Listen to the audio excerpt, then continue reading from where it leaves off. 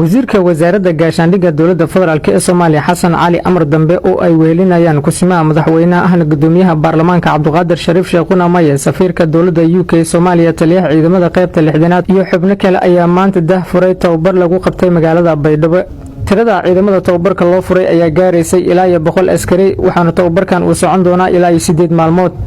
taliyaha ciidamada xoogga dalka qaybta 6aad sareeyo guuta Cabdiraxmaan Maxamed Cismaan Timacada ayaa ugu horeyn ka hadlay ahmiyadda tababarka maanta loo furay ciidamo ka tirsan kuwa xoogga dalka Soomaaliya. waa mid lagu la dagaalamayo cadawga dhisay maskaxdiina tababaraysa waxay ka timid dawladda Ingiriiska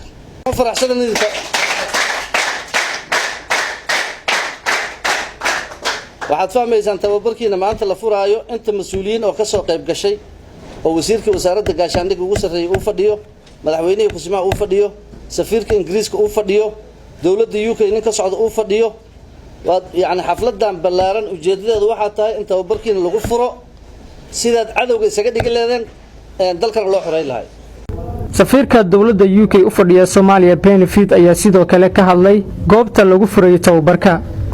kusimaha madaxweynaha dowlad goboleedka Koonfur Galbeed ahna gudoomiyaha baarlamaanka Cabduqaadir Shariif Sheekuna Maye oo goobta ka hadlay ayaa ugu horeen u mahad celiyay dawladda Ingiriiska oo gacan siisay ciidamada xoogga dalka Soomaaliya. Ingiriiska oo maanta uu noo joogo wakiilkeedii gaarka ahaa isla markaana agaasimihii guud ee qaybta siyaasadda qaabilsan ee safiirka iyo wafdiga la socdaba kaalinka ay ka qaateen dib u dhiska ciidanka xoogga dalka Soomaaliya inaan uga mahadiyo anoo ka wakiil ah madaxweynaha dowlad goboleedka Koonfur Galbeed ee Soomaaliya iyo shacabka Soomaaliyeed. sidoo kale waxaan rabaa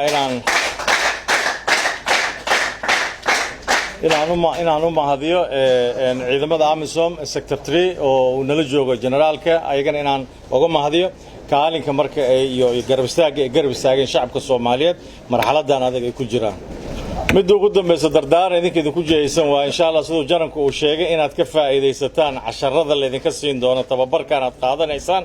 casharradaas muhiim uma ahan oo kaliya inaad cadowga inaad ku jibisaan tacticada aad meeshan ka baran doontaan idin ma anfacayso kaliya inaad cadow ku jibisaan xitaa waxay muhiim u tahay inaad ku badbaadisaan idinka xitaa nafsadiina inaad ku badbaadisaan. ugu dambeyntiina wasiirka wasaaradda gaashaandhigga dowladda federaalk ee Soomaaliya Xasan Cali Amar Dambe ayaa sidoo kale furay tababarka goobtana ka hadlay. waxa waaye qorshaha ee kala guurka mustaqbalka waxaan rajaynaynaa dalka Soomaaliya inay la wareegaan ciidamada xoogga dalka Soomaaliyeed ama ciidamada qalabka sida amniga dalka.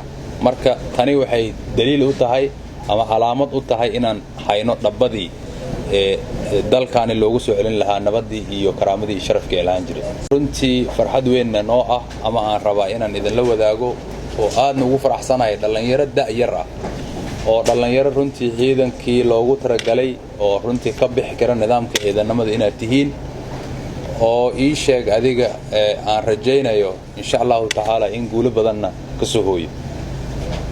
Maxamed Deeq Serjito dalka TV Baydhabo.